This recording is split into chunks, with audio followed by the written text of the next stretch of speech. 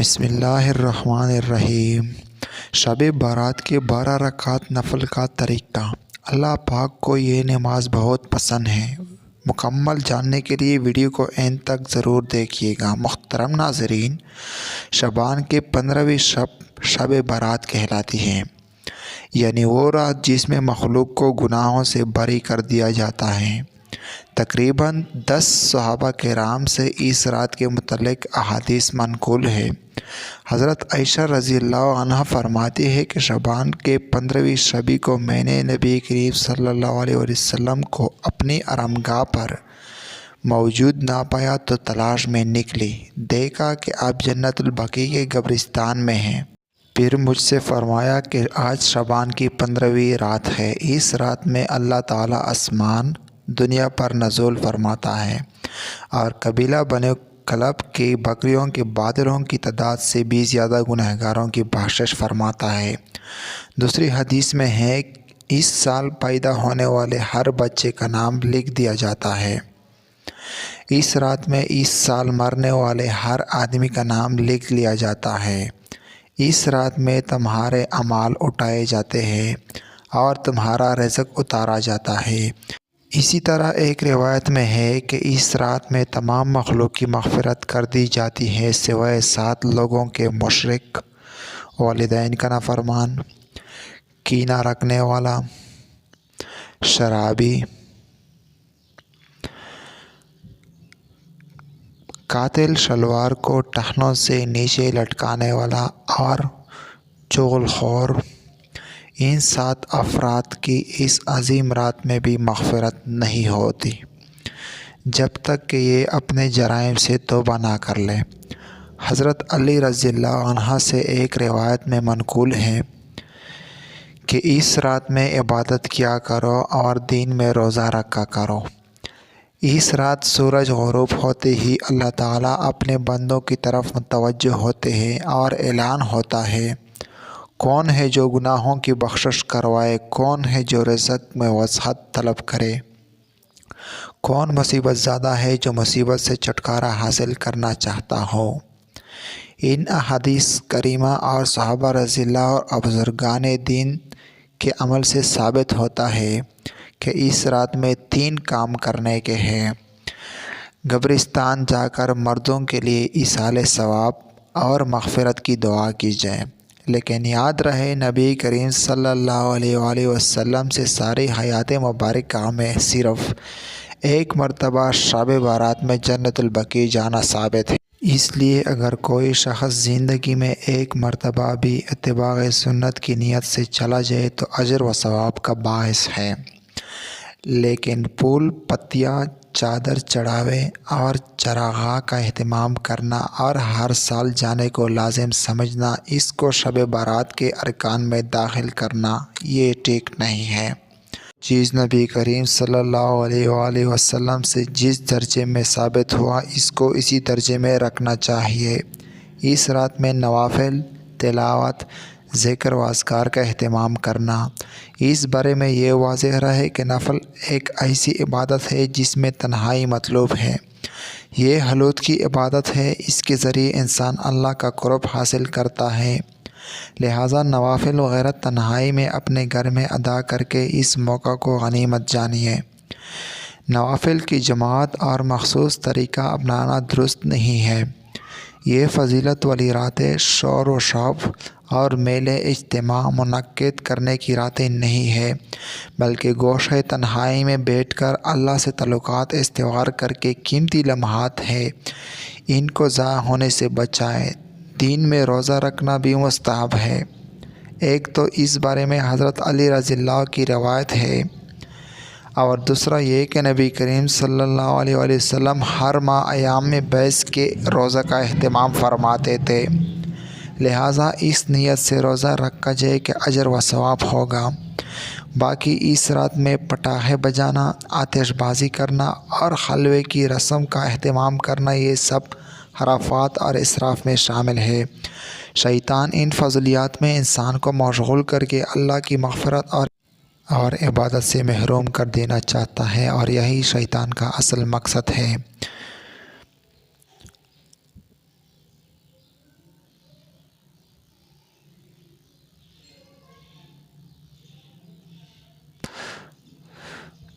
محترم ناظرین، شب برات جہاں ہم دیگر نوافل کا اہتمام کرتے ہیں، بہت ساری نفل نماز پڑھتے ہیں، میری آپ سے گزارش ہے کہ شب برات یہ 12 رکعت نفل نماز آپ ضرور پڑھیے گا۔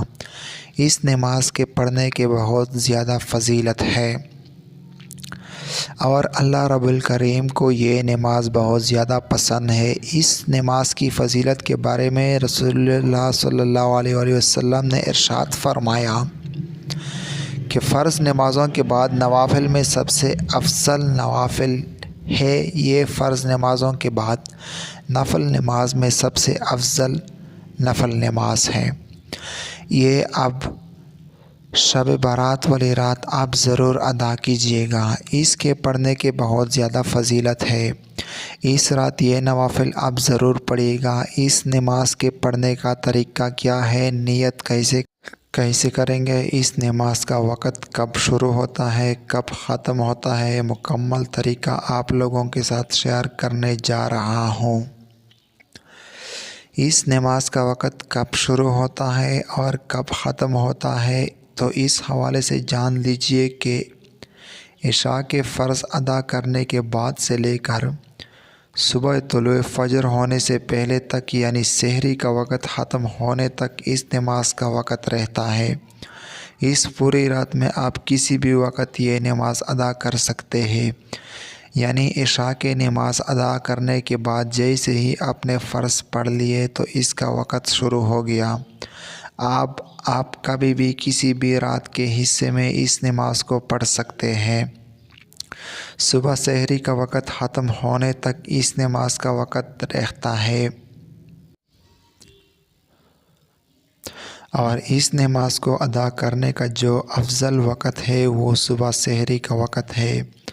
اس وقت میں یہ نوافل ادا کیے جائے۔ یہ اب رہا یہ مسئلہ کہ اس نماز کو پڑھنے کا طریقہ کیا ہے، کون سی صورتیں پڑھیں گے، کوئی خاص صورتیں ہیں، ایسا بالکل نہیں ہے۔ ویسے تو اس نماز کو پڑھنے کے بہت سارے طریقے ہیں، لیکن آسان طریقہ آپ کو بتاتا چلو کہ 2 رکعت کر کے 12 رکعت پڑھیں گے، یعنی آپ 2 رکعت پڑھے، پھر سلام پھیر دیا، پھر 2 رکعت کی نیت کریں گے، پھر سلام پھیریں گے۔ 2 رکعتوں کے بعد اس طرح ہم نے 12 رکعتیں پڑھنی ہے اور یہ نفل نماز ہے اور اس کے پڑھنے کا طریقہ کوئی خاص نہیں ہے۔ آپ نماز شروع کریں گے، تکبیر تحریمہ کہہ کر اللہ اکبر کہتے ہوئے ہاتھ باندھ لیے، سب سے پہلے ثنا پڑھے، اس کے بعد پھر سورۃ الفاتحہ کی تلاوت کرے، پھر جو بھی آپ کو سورت آتی ہے، جو بھی سورت آپ کو یاد ہے وہ آپ سورت تلاوت کریں۔ مثال کے طور پر آپ کو سورۃ الکوثر یاد ہے تو آپ یہ سورت پڑھ سکتے ہیں، یعنی اسی طرح جو سورۃ الاخلاص ہے اس کی بھی آپ تلاوت کر سکتے ہیں۔ جو بھی آپ کو قرآن مجید کا حصہ یاد ہے یا جو بھی سورت آپ کو آتی ہے وہ آپ تلاوت کر سکتے ہیں۔ اس کے بعد پھر رکوع کرے، رکوع سے کھڑے ہو، 1 رکعت مکمل ہو گئی، سجدہ کر لیا آپ نے، پھر دوسری رکعت میں اس طرح سورۃ الفاتحہ پڑھیں گے، کوئی صورت ملائے گے، رکوع اور سجود قاعدہ۔ اس کے بعد تشہد، درود اور دعا پڑھ کر دائیں بائیں سلام پھیر دیں گے، یعنی جس طرح باقی نوافل پڑھتے ہیں اس طرح 2 رکعت نماز نفل پڑھیں گے اور 2 رکعت کر کے پڑھیں گے، یعنی 12 رکعتیں 6 سلام کے بعد پڑھیں۔ اور اس نماز کی نیت کیسے کریں گے؟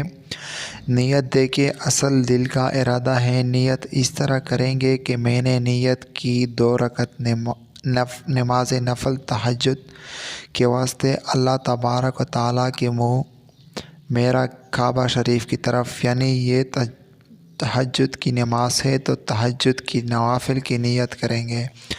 اگر دل میں ارادہ کر لے تب بھی بہتر ہے، کوئی حرج نہیں، نیت ہو جائے گی، بالکل درست ہے۔ لیکن اگر زبان سے الفاظ ادا کرنا چاہیے تب بھی کوئی حرج نہیں کر سکتے، مستحب ہے زبان سے نیت کر کے الفاظ ادا کرنا ہے۔ تو اس طریقے سے یہ 12 رکعتیں آپ ادا کریں۔